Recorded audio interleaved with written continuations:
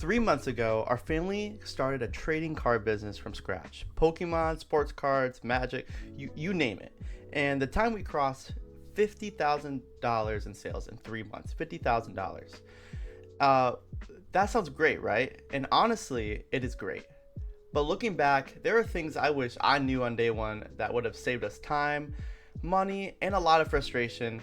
So in this video, I'm going to give an honest breakdown, what we do differently, what's actually working, and what we tell ourselves before we ever listed a single card. So let's get into it. Quick background. This is a family operation. We buy and sell cards, Pokemon, basketball, football, basically every card. We're card landing, right?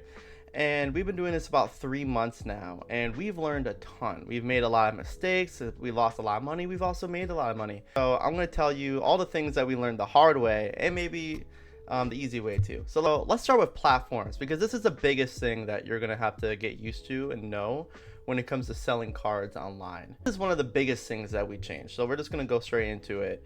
When we started, we were leaning heavily on Whatnot. Like, we went all in. And look, Whatnot's a very fun place. It's great. I love the community aspect of it. But here's the reality we ran into.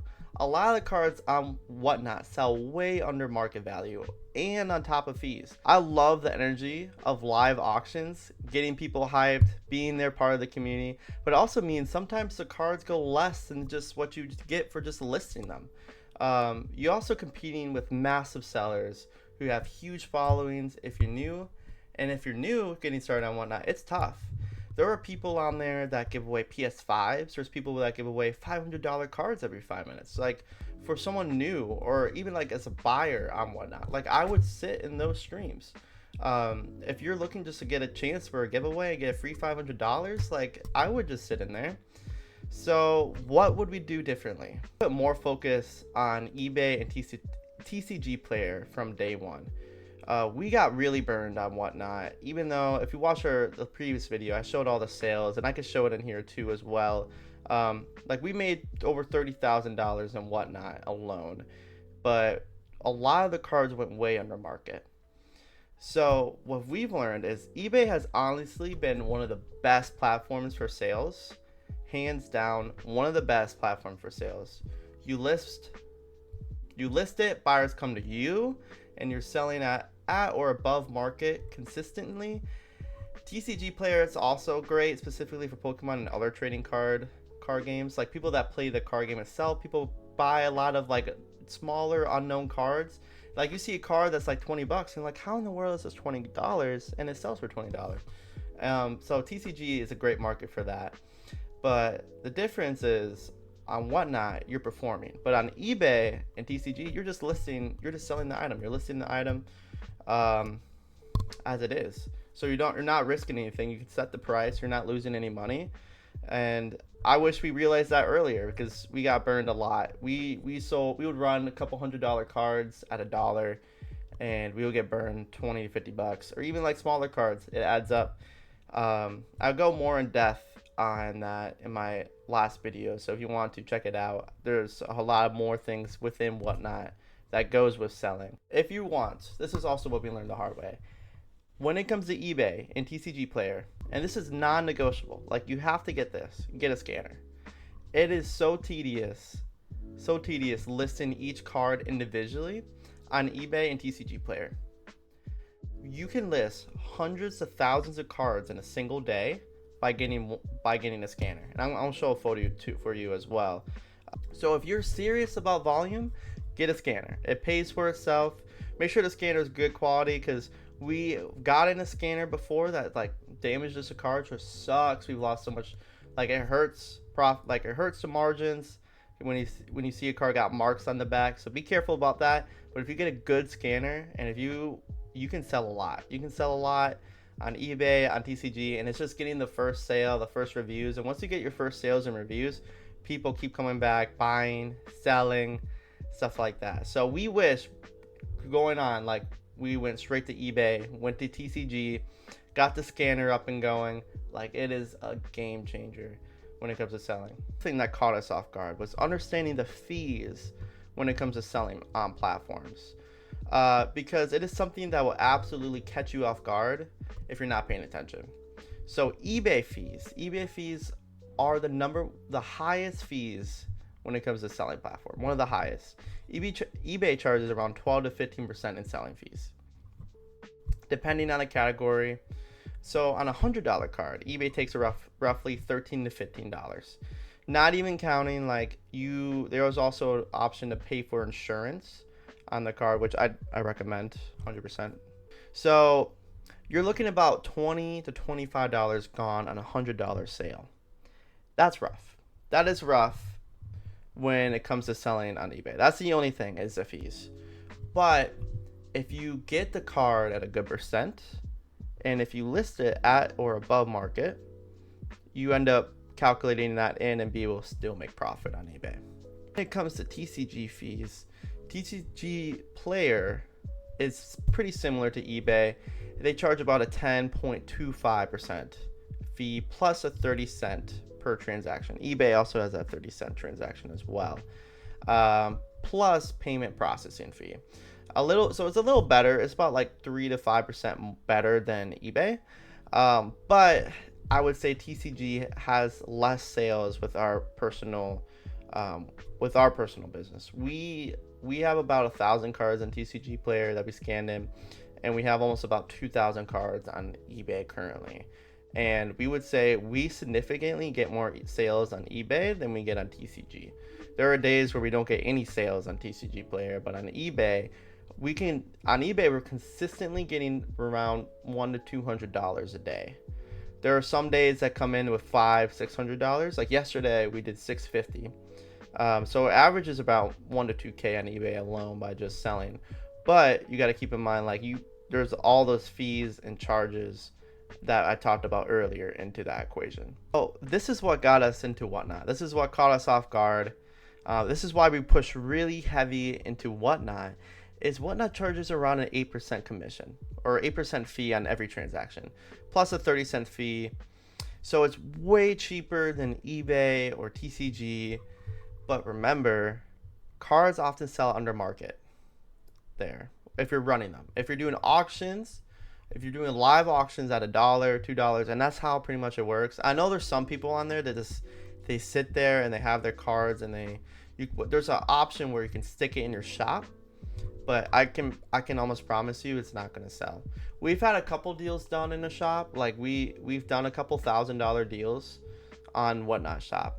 And there be days Whatnot does a special thing where it's 0% commission day, which is amazing. You get a really good rate on fees and stuff. But there's not that many people on there, or there's not people checking Whatnot shops. People are on TCG Player and eBay for looking for cards.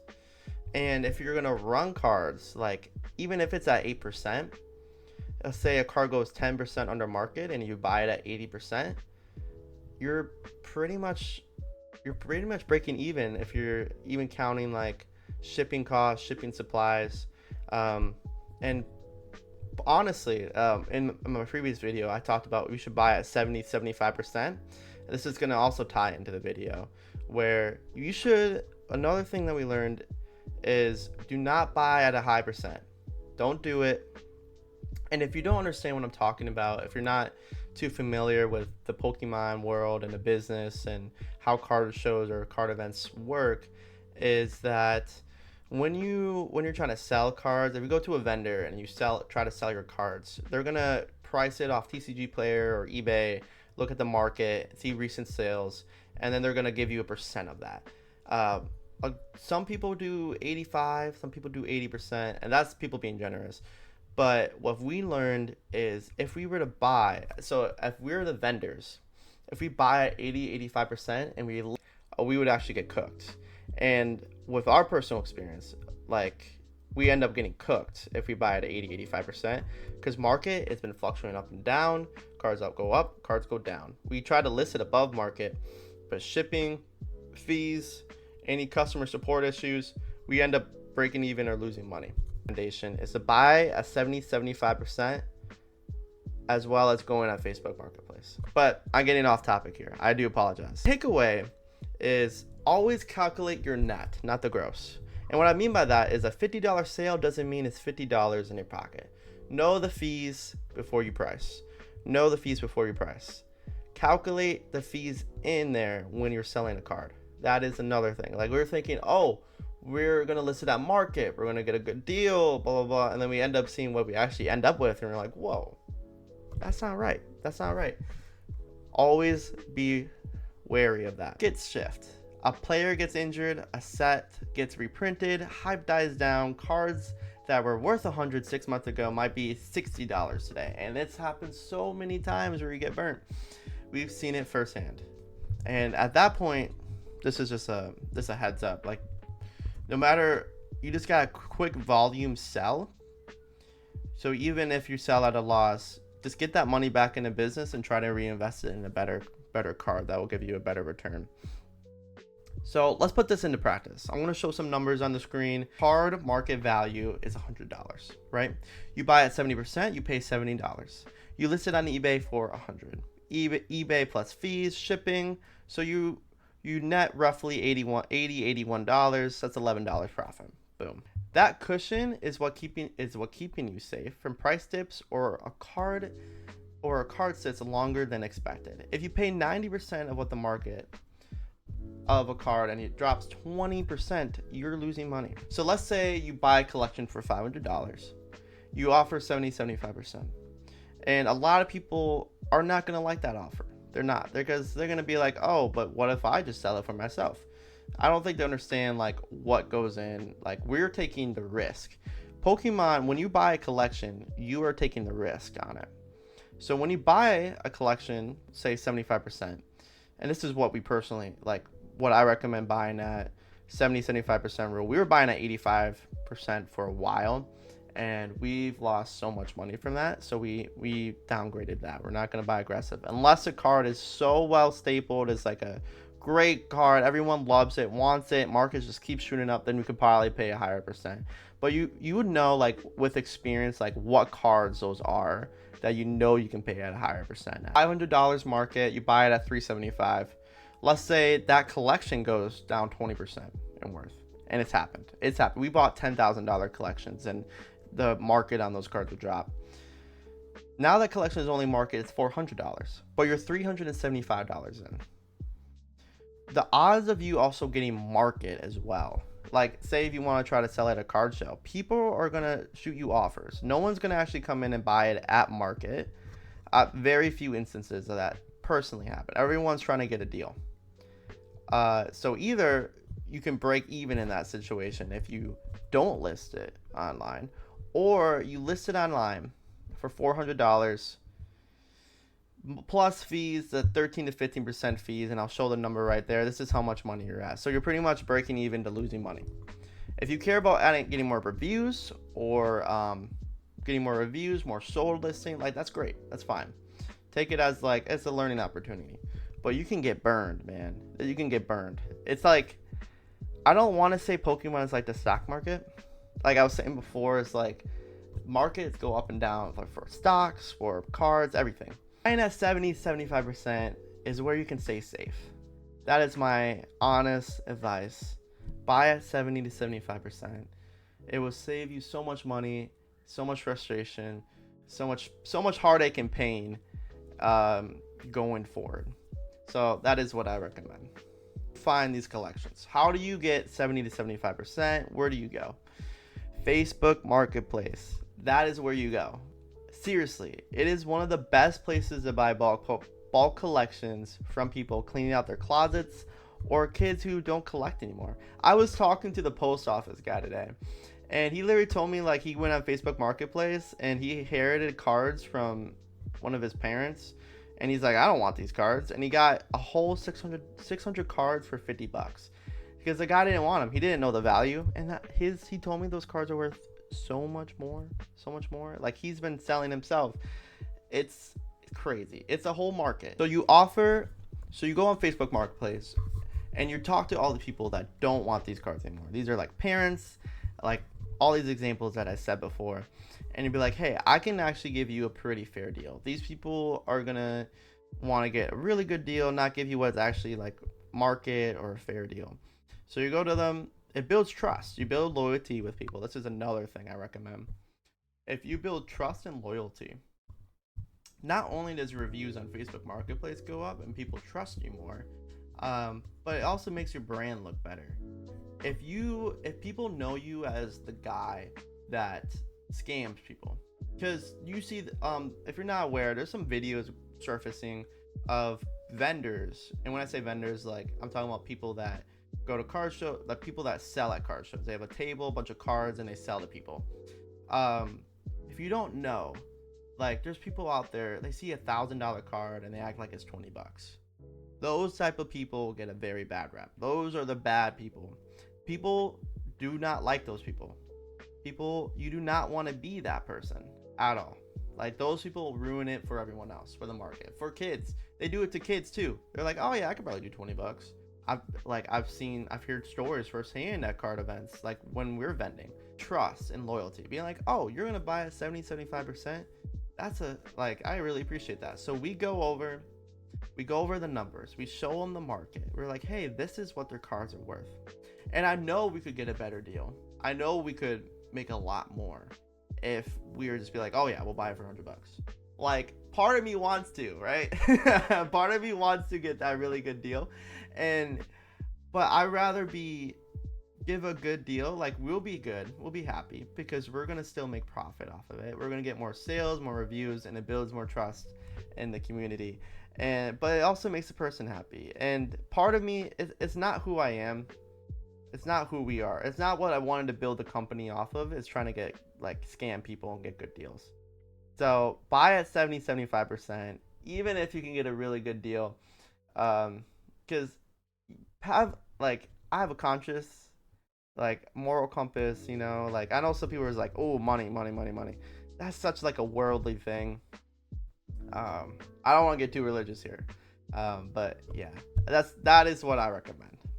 Another place you can sell is card shows, and this is another thing that we learned. I want to be upfront here. We haven't gone to any huge shows yet, personally. So like the biggest show we went to was like 85 vendors. It was at a couple of big malls. There's a couple like smaller events that we went to. Nothing like where there's a couple hundred vendors and there's like thousands of people coming. It's a whole like convention. Like, we haven't been able to go to something like that. So take my experience with a grain of salt. Like, we still have experience with it, but it could be something completely different to what other people experience. Like, I know there's people that travel across the nation, maybe across the world, going to these huge events. So take what I say with a grain of salt.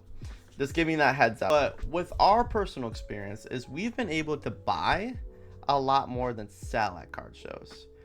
And there are a lot of sellers at shows. Buyers can walk past 50 tables before they get to you. You're competing with so many people who've been doing this for years, have massive displays, better percentages. It's tough because everyone's looking for their certain card, or maybe people are browsing for cards, but someone also has that card. Someone might have a better buying percent. And so you're really competing with a lot of different people. With our personal experience, it's been hard to sell at card shows. Like, we could sell like $500 to $1,000 whenever we end up vending. Like, there's some people that come to us, be like, hey, we'll buy you out at 80 or 85, 90%. And when you're vending, I would recommend upping everything's priced by $3 to $5. And then, because everyone's going to shoot you offers and negotiate with you anyways. So if you're like, yeah, I could take $5 off, and then they can get a deal. We found it works. I know it's like a little like, it's not ethical, right? Like, we try our best. Market always goes up and down. But like, that's kind of what we have to do. If someone wants to buy it outright, they can have it. But our experience, 9 out of 10 people, they shoot an offer for you. And you have a number in mind that you want, you up it by like $5, and they were like, okay, yeah, it's kind of close where I'm at. But how I see it is also, like, you get to skip the taxes, the fees, you can Venmo, cash, stuff like that. So like, I feel like upping it by a couple bucks helps us, and helps them feel like they're getting a better deal. And this is a vendor point of view. So like, we're not like upping everything by 100%. We're literally just upping everything by like 5 to 10%. Because that's what people usually want, is 5 to 10% off. But yeah, I'm getting off topic here, but you can buy so many collections at card shows. And this is what we try to learn. We were freaking out, thinking like, oh, why are we not selling at card shows? What is happening? Why is this not working? But then we realized, because we were getting so frustrated with the fact that we weren't able to sell as much, or there were some people that we wanted to come to our table, and we saw people working deals with people, and they end up not coming to us, and we're like, oh man, we could have made so much money for that. We could have gave a better rate than what they sold that card to. And like, there was one card, this guy had a $5,000 card, and he told us that his best offer was $3,000. We would have gave him 3.5. We would have gave him we could have even give him $4K. Like, cards like that, like, I was talking about 70-75% buying room. Like, there's some cards that that you could still get your money worth out of it. And that was one of those cards. It's just crazy. So it's easy to get frustrated on that. If you buy like $5,000 worth of cards, and this is what we realized, if you buy $5,000 worth of cards at a card show at 70-75%, some cards at 80%, but that's fine because they're quick movers or quick sellers, then you're okay. Like, it's totally fine. Like, you end up with a lot more products, and this is what ties into eBay and TCG. If you list out on eBay and TCG, you get more sales and you're guaranteed profit if the market doesn't flip. But buying at 70-75% gives you a cushion to give safety, like a safety net, if the market were to flip on you. So then you're more likely to make profit or break even, instead of losing money on cards, because we've seen cards go down. So my advice would be, go in there with a buying budget. We would set budgets. We would set budgets of $5,000 to $10,000 coming in. We'd take like $10,000 out in cash, ready to buy out collections from people. And we personally have the mindset, don't go in there thinking that we're gonna sell. Don't go in there thinking that. There are people that just go to card shows just to purely buy, because a lot of people are coming in there being like, I want to move on from this collection. Or people from Facebook, like you find on Facebook Marketplace, that just ends up with cards, be like, I don't want to know what to do with this. Oh, it's an event. Okay, whoever just wants it, they can have it. So stuff like that, like, it works super well. If I can go back to day one and give our family one list of things to do differently, it'll be this. And I wrote this down, so then, like, just to have it a little bit organized, I would start an eBay and TCG player immediately. Start that immediately. Don't rely on Whatnot as your main selling platform. Out of personal experience, it's fun as your main sales platform, or vice versa. Don't rely just on eBay. Don't rely just on TCG player, and don't rely mainly on one thing. Diversify. Definitely diversify, but know what works and doesn't work. If you're losing money consistently on a platform, then either you're doing something wrong or something isn't right, or you should move on from it. Move on from the platform. Give up on the platform. You do not want to be selling at a loss. The things I would tell, like, my family, starting in, like, with a list, be like, hey, I'm from the future. Do this.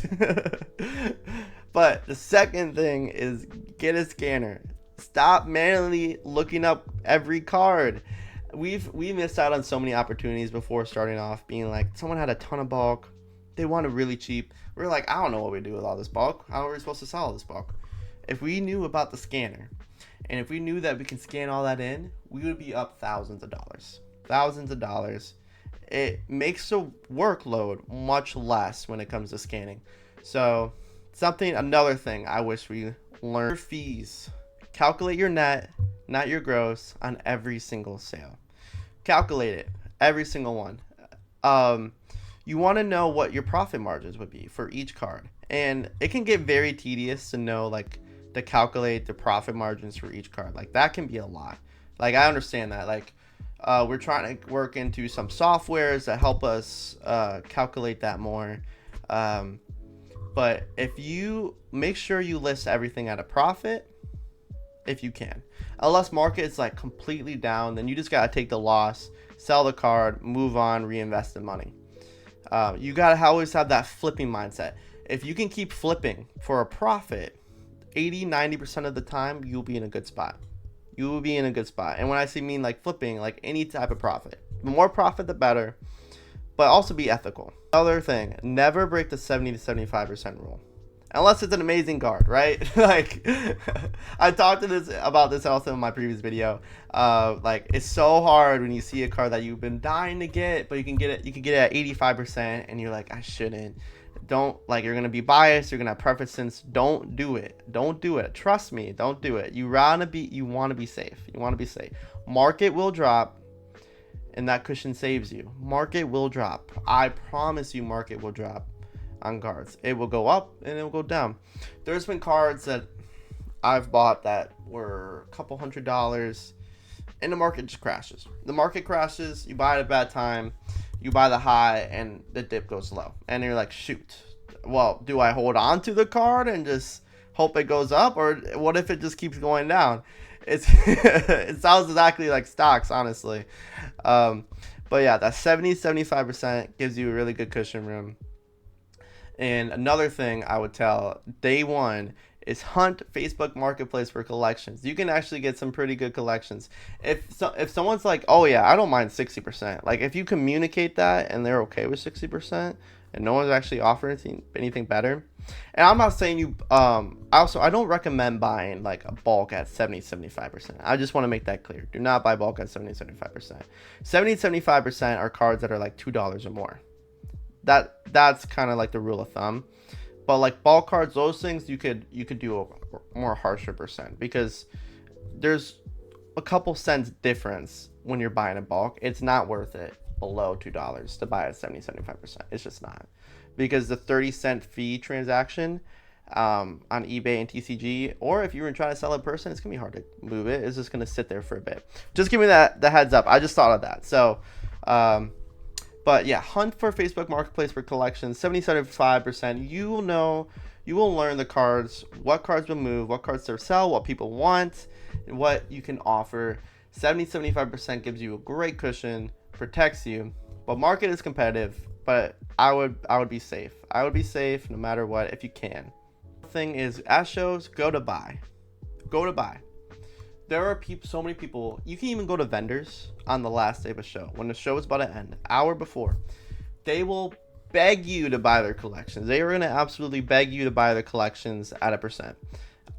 We used to do 85% for vendors, and only on cards that we felt really good about before. And now we're like, we can't do that. 85%, like, oof.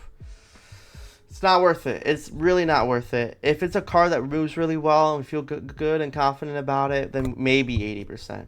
We've been trying to move to 70-75%. Hey, like, if we were to buy out your collection or buy out your table, like, we can do 70-75%. We can't do 85. We can't do 90%. That's just too high of a margin for us. Marking can always change, can go up or down. Preferably, it can keep going up, but that is not the case when it comes to that. So that is what I would tell myself, tell my family, starting day one, what we've learned so far. If you found this video helpful, let me know. Write down in the comments below if you have any questions, concerns, if you like to learn more, like, let me know. I would love to talk to all of you guys. And so, of course, we're still learning. We're gonna keep making mistakes, but we're $50,000 into this journey as a family, and we're not stopping. We're gonna keep pushing this. We're gonna keep going, and if you're thinking about doing this as well, just go for it. I would love to connect with anyone that's trying to do this, and grow with you guys, build a relationship together, and it would just be a lot of fun. Message or write in the comments. I'd love to give more advice, make more videos about what we've learned and what I would recommend when it comes to building a business. But other than that, I think that's it. But oh my goodness, I've been yapping so much. I have like 40 minutes of footage to edit. Oh my goodness. It's gonna be my whole day. But I appreciate you guys so much. I hope you guys have a great day. And and just go for it. Just do it, like Nike says. I don't know. I'm screwing around now at the end of the video, but peace.